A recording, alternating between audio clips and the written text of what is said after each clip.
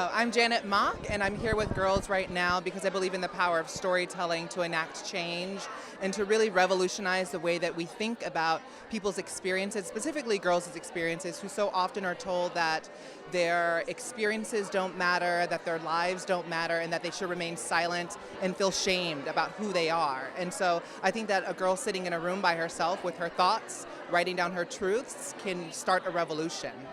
I think for me, it's so bizarre because I had like a peer mentorship relationship with like my best friend, and she really kind of helped me come out of my shell. She helped me gain more confidence in myself, really develop my voice, and she was my biggest cheerleader. And so sometimes we have to remember that sometimes our mentors don't have to be like these pedestal-prone adults, right? They can actually be within our peer groups, and so that's so important as well.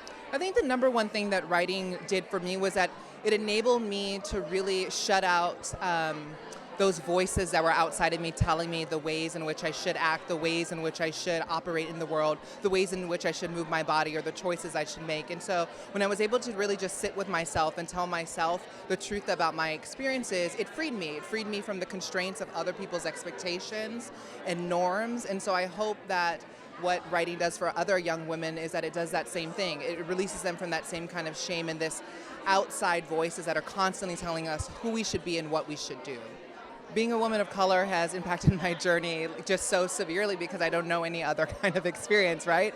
And so what I think is so important oftentimes is that we have to fight within our own feminist and women's circles to say, you also have to listen to us as well, right? That those of us who come in with a certain amount of privilege have to realize that, there are queer women in the room, there are queer women of color in the room, there's trans women in the room, there's women of color in the room, right? And so there's exactly. There's poor women, poor trans women of color in the room, right? And so like the ways in which we have to radicalize our conversations and radicalize our spaces is oftentimes being intersectional and keeping it intersectional and realizing that none of us live single identity lives, that there's so many parts of us and so many facets, and the ways in which we enact policies, the ways in which we shape narrative has to come from an intersectional approach, meaning that those who are most marginalized, those who are often not centered, need to be centered within our conversations and our policies.